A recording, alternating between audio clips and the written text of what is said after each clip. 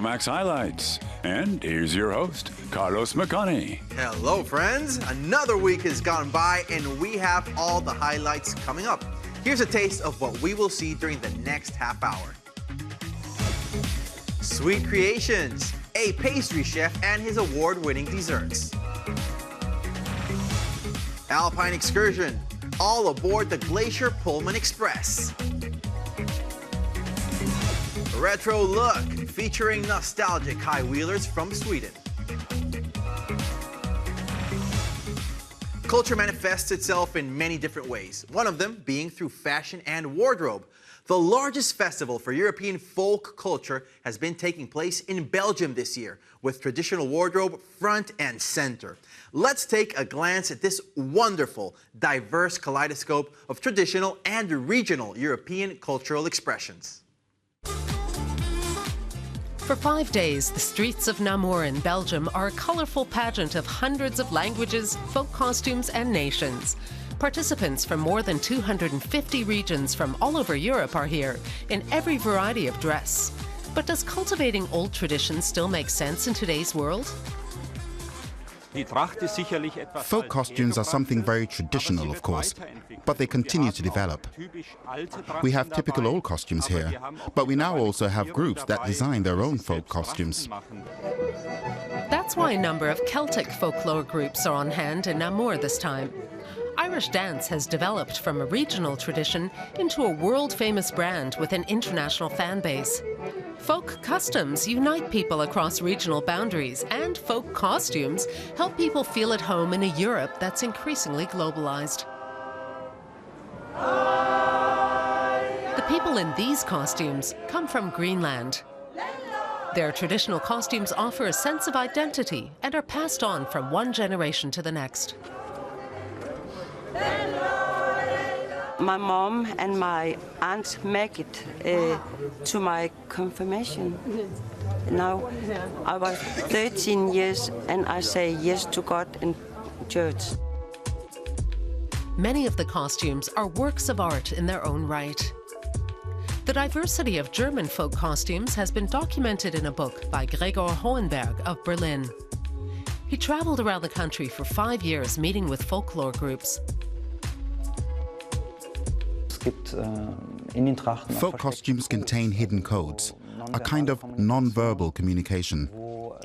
The colors, the position of the scarf and the hat expresses whether you're of a marriageable age, what phase of mourning you're in, and whether you're still a child. A lot was communicated in this way. Today people communicate these things with Instagram and Facebook. Back then, it was traditional dress. Gregor Hohenberg's subjects pose almost like fashion models.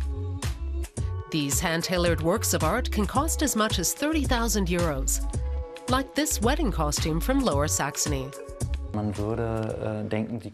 With this costume, you'd think she came from the plateaus of East Asia.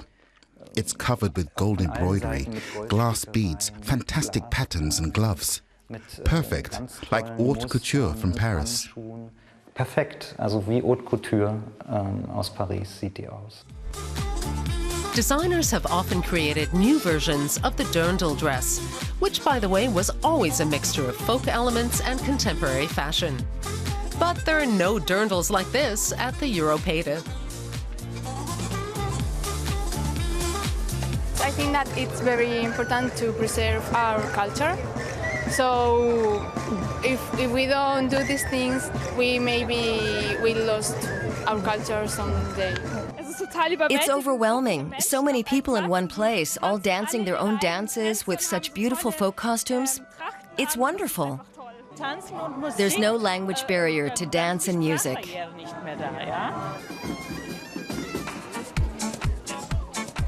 This year's Europaida is again a celebration of all the color and vibrancy that Europe's folk costumes have to offer. They'll all gather again next year, with Turku, Finland, as host. We have a mouth-watering report up next. It just so happens that a pastry chef based in Berlin has been named Pâtissier of the Year by the prestigious Go Milieu Restaurant Guide. That sure should change lots of people's perspectives on German gastronomy, mainly known for its sausages and beer. We accepted the invitation to join Thomas Yoshida in the kitchen where he creates his award-winning desserts. Here's what he had to say. Thomas Yoshida's dessert creations are a real treat. Consisting of up to 15 different ingredients, they crunch, liquefy, crack, or melt on your tongue, like still lifes inspired by nature or a journey to exotic lands.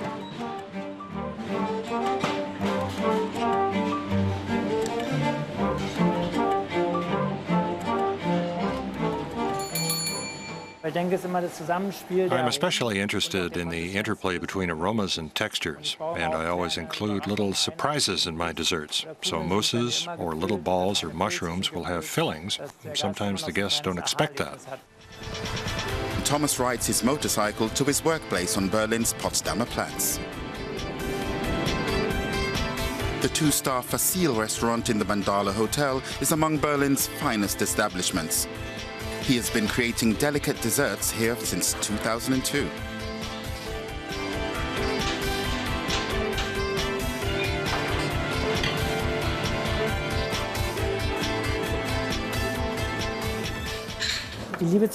I've always paid close attention to details.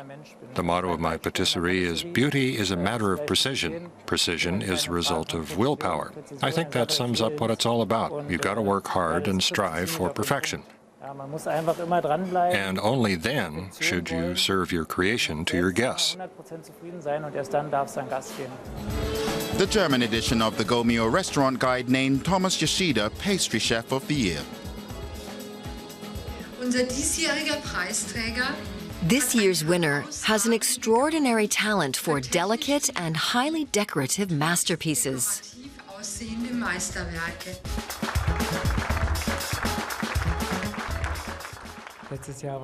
Last year, a good friend of mine was named Patissier of the Year, and I thought it could be my turn next. And that's what happened this year. I'm ecstatic.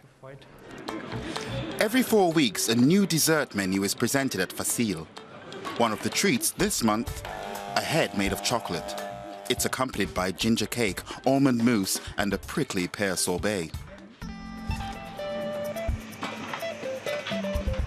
Thomas Yoshida draws inspiration from his travels. Once he's back home, he dreams up new culinary concoctions. For instance, this African figurine. It was on a shelf for a long time, until I thought about using it for one of my desserts. So I used it to make a plaster cast. Then I experimented with how I could arrange this shape on a plate and what I could add to it.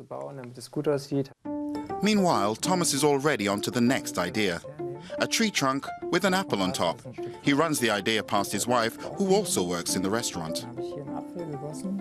And would it be made of mousse or sorbet?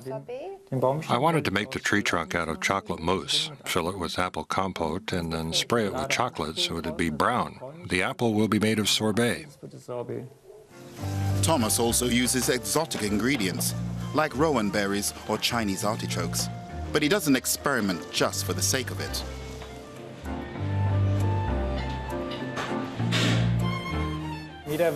Everyone wants to surprise their guests, so they'll say, wow, I've never eaten that before. But I always ask myself, will this actually taste good?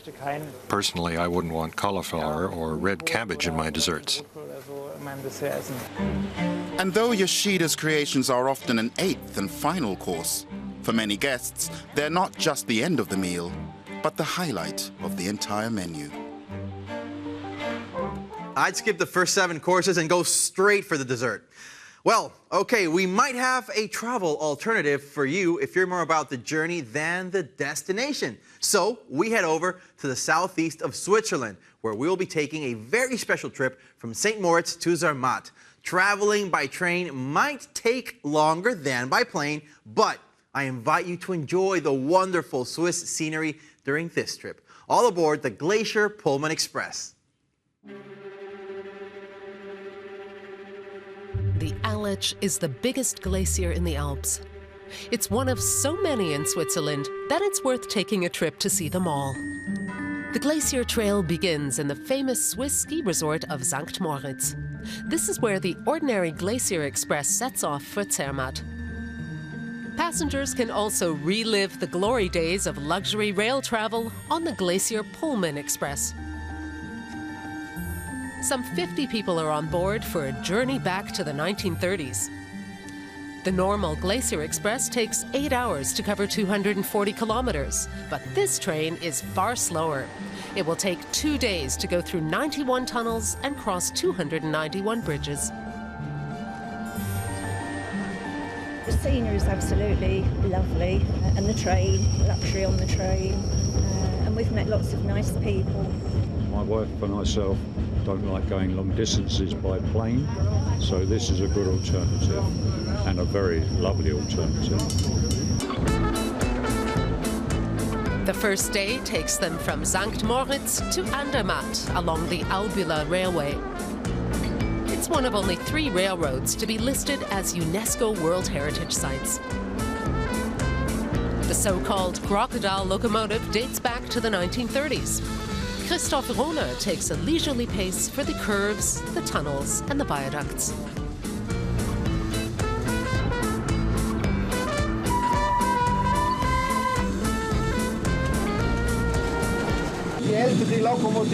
The older the engine is, the more work there is. I have to monitor everything myself. Listen to noises. Check the temperature.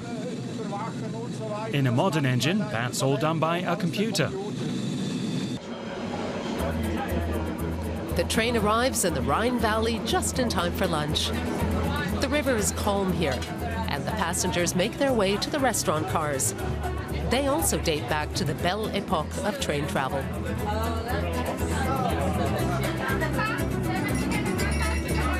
Everything on this journey is an example of Swiss precision and tradition. Rail travel is something the Swiss have mastered.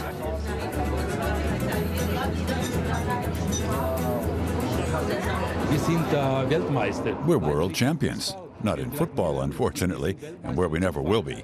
But we're train travel champions, and we should be proud of this. The Swiss always find it hard to show their pride. But there's no other country where people travel more by rail. We also have the longest train tunnel. So the Swiss should be allowed to be proud from time to time. The passengers certainly are enjoying themselves. The train continues on its journey through the afternoon.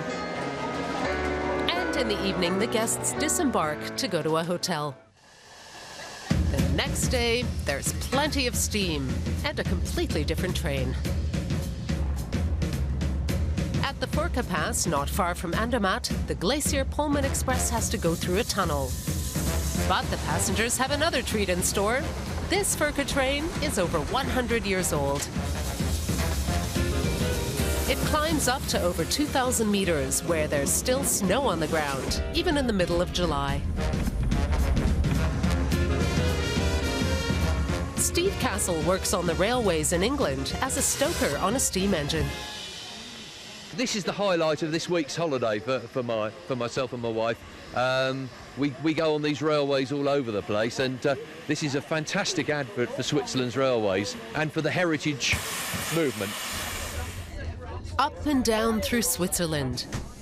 From the Furka Pass, the train takes a steep downward trip into the valley. It's not far to Zermatt now, so they're almost done. But they still have one more pleasure in store, the Aletsch Glacier. At Fisch, they clamber off the train only to board another type of vehicle, the more modern cable car.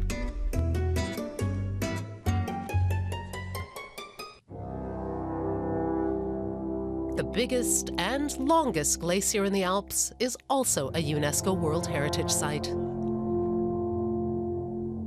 In the valley, the glaciers disappear behind the clouds, while the Glacier Pullman Express continues on towards the Matterhorn. The passengers probably won't see the mountain at its best, but they won't let the cloudy weather get them down. It's very comfortable. We can really get away from our hectic everyday life, enjoy nature. No stress, very comfortable. We also had good food. I would definitely do it again. The slow journey quickly comes to an end. The passengers arrive in Zermatt happy and relaxed after a beautiful train ride unlike any other.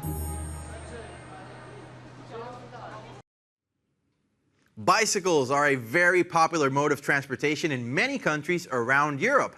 Cycling is a good option for those worried about climate change. It's inexpensive, it's a great way to maintain physical fitness, and some would argue that it's good for the soul. However, if we're talking about high wheelers, that's a completely different thing. In my opinion, it has more to do with a nostalgic pastime than with actual transportation, but to each his own. So let's see what a high wheeler builder and enthusiast has to say about it.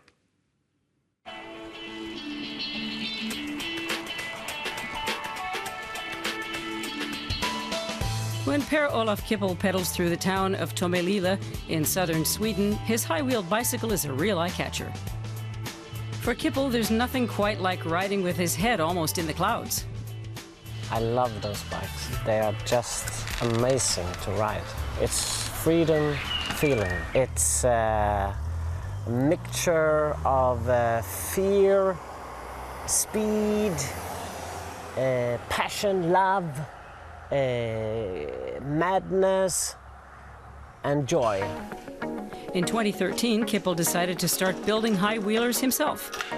His models aren't copies of historical models, but modern versions. A standard high wheel costs 1,500 euros and up. It's really an icon. It's iconic design of a bicycle. The simplicity. I'm an architect myself, and I really, really like the simple design, the function. The function gives the design. A simple design, functionality, and high quality. That's what Per-Olof Kippel's high wheels stand for. But when it comes to practicality, he is willing to make a few compromises. It's not practical at all. You have no gears, normally no brakes. You can put on a brake, but on this bike there is no brake either. If something interrupts you on the road, you cannot just put down the feet and stop. You have to jump off. So practical, there are no practical reasons. There are other reasons, and that's the reason for having fun. Fun is the primary criterion for the members of the Berlin Historical Bicycle Club as well. They meet regularly for a ride in the countryside on their old, sometimes historical bicycles. Most of these bicycles date from the first half of the 20th century. To round out the picture, club members like to dress in period costume, like 1930s outfits or knickerbockers. I like the aesthetic of the old bicycles more than the new ones. I'm always surprised at how well the old bicycles ride. New bikes are boring, so I started going for the old ones. They're no harder to ride, just a little riskier to stop on. For Ulrich Feig, old bicycles are not just a passion, they're also a vocation. He's a bicycle dealer, and his museum shop in Berlin's Spandau district is an outlet for historical replacement parts. Business is booming. More and more young people are interested in old bicycles, so demand has increased. And if you look at eBay, you'll see totally outlandish prices. Just complete absurdity. The feeling of riding a special bicycle, one with patina instead of modern technology, for many cyclists, including Per-Olof Kippel, that is the biggest appeal.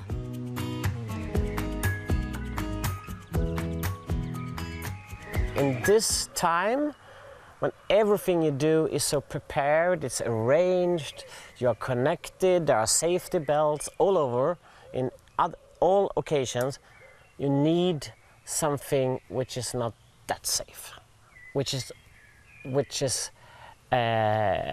includes the unexpected and which is very analog.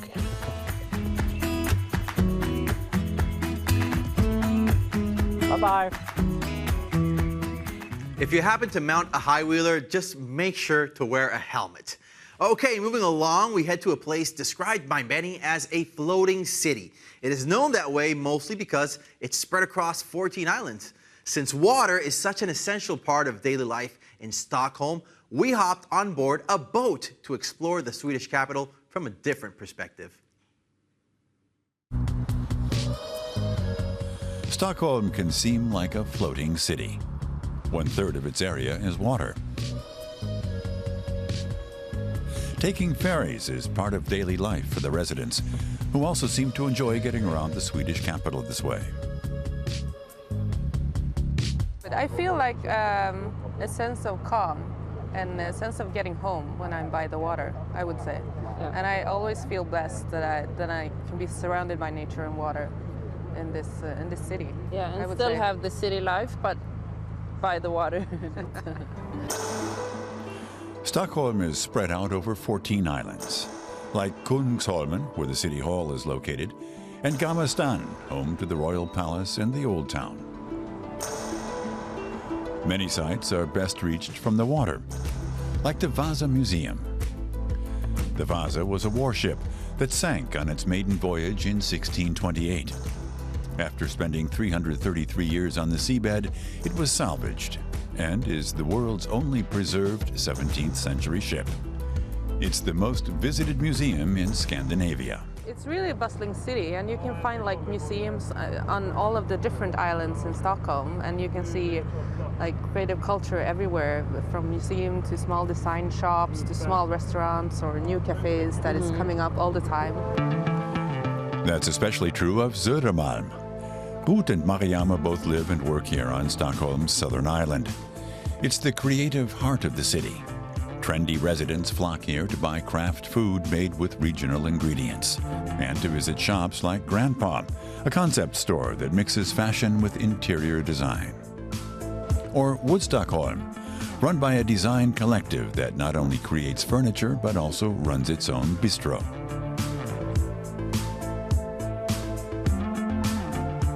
I also think that people are very design oriented, so we demand quite good design in the restaurants. We're quite used to having beautiful restaurant environments. Guests can buy most of the restaurant's interior decor at the shop next door. The furniture designers only opened their bistro in the spring, but Woodstockholm has already become the place to be.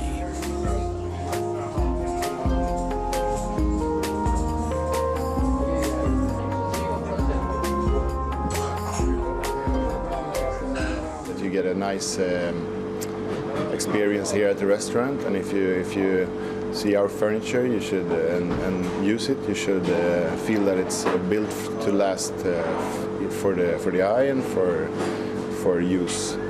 And also, we like to think in the same way about food, that we try to work sustainable and with good quality. Artipelag is one of Stockholm's newest attractions. It's located in the outskirts.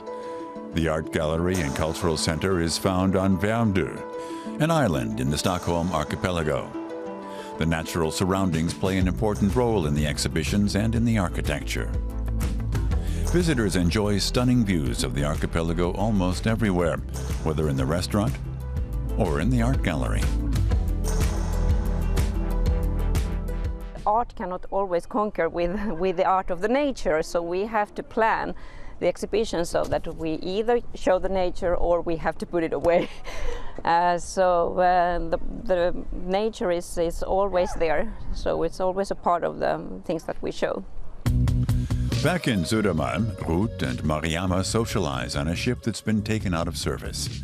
They have some advice on how to make friends here. We can be a little bit hard to get contact with if you're here as a tourist, so you need to be a little bit upfront and talk to us. Don't be shy. Even if it takes a while to make friends with Swedes, for many visitors to Stockholm, it's love at first sight.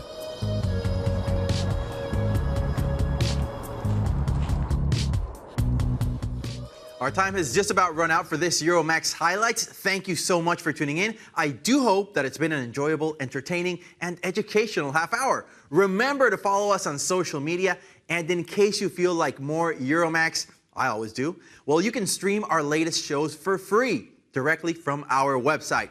Okay, peace and love, hugs and kisses. Stay safe and spread the joy, my friends. See you next time.